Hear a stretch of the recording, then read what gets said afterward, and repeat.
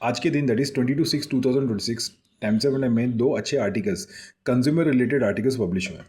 दोनों बहुत इंटरेस्टिंग हैं और इसको डिस्कस करना बहुत अच्छा है। अब नव इस आर्टिकल पे मिस्टर शिबू एस वैगलखत नाम की पर्सन ने, जो कि लॉ पढ़ रहे हैं and is in the process of becoming a lawyer, 2024 नवंबर पे अपनी दोस्त के साथ एक पर्शियन टेबल नाम के रेस्टोरेंट कोची में केरला में गए थे और उन्होंने एक कॉम्बो डिश ऑर्डर किया था, that was paratha and beef fry.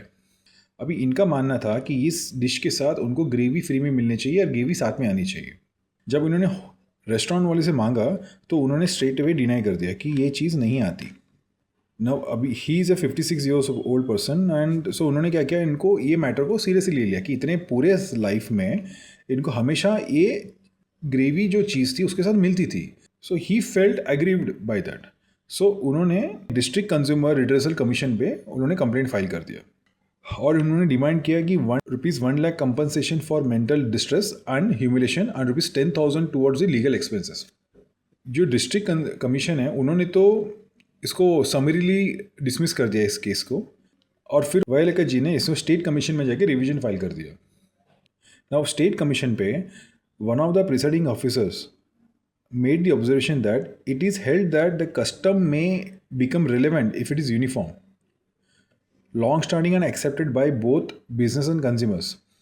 तो उन्होंने दोनों तरफ से देखा।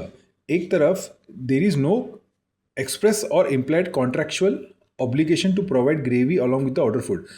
होटल वाले ने तो बोला नहीं है कि तुमको इसके साथ ग्रेवी मिलेगी, एंड फिर भी कंज्यूमर का भी डिमांड एक तरफ से वैलिड है कि अगर कोई एक ट्रेडिशन फॉलो हो रहा है तो उसको मेंटेन करना चाहिए। So, उन्होंने भी कमेंट पास किया, अगर हम बिरयानी ऑर्डर करते हैं तो we expect papad and raita, but can such an expectation being a legal obligation for the restaurant that has not advertise और promised this complimentary side dishes. इसने रेस्टोरेंट ने बोला नहीं था, तो कस्टमर का एक्सपेक्टेशंस क्या रेस्टोरेंट्स के ऊपर कॉन्ट्रैक्चुअल ऑब्लिगेशन हो सकता है? सो ये चीज़ डिस्कस करके स्टेट कमीशन ने वापस इस मैटर को डिस्ट्रिक्ट कमीशन को रिफर बैक कर दिया, एंड ये मैटर वापस अभी डिस्ट्रिक्ट कमीशन में डिस्कस हो रहा है।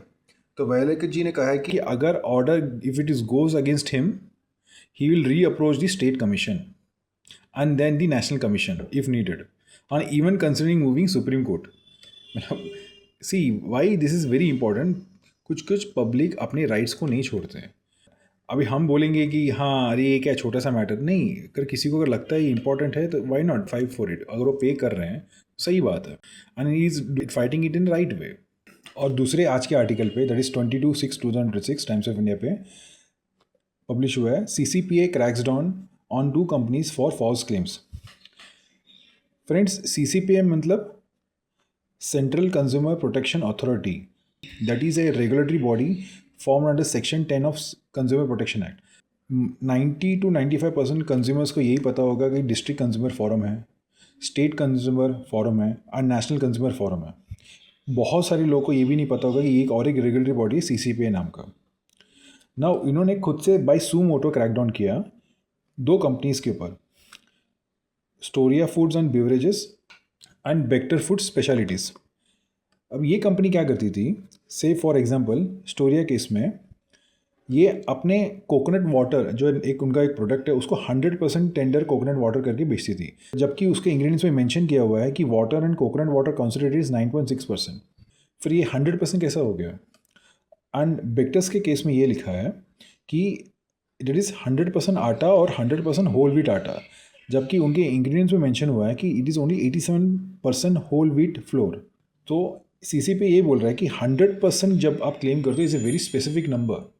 When even if you are reaching 95% or 99%, you cannot use that 100% as an approximation। तो ये मिसलीडिंग एडवर्टाइज है, उसके लिए उन दोनों कंपनीज में 1 लाख रुपीज़ का पेनल्टी फाइल किया। See it's a very good step कि इन्होंने suo motu rather than someone had to go to the forum commissions and file complaint. अभी बट दिस ये तो जो कंपनी है स्टोरिया फूड्स एंड बेवरेज, ये तो ये प्राइवेट लिमिटेड कंपनी है, बट ये जो बेक्टर फूड स्पेशलिटीज़ है it's a public limited company. उनका जो खुद का valuation is more than 5,500 crore.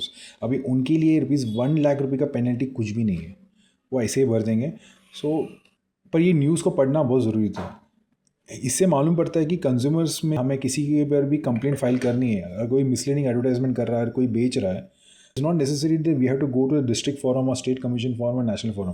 We can also file a complaint to CCPA, that is a regulatory body. फिर वो चेक करेगी कि क्या है, सच में जो एडवर्टाइजमेंट मिसलीडिंग है कि नहीं. Thank you very much.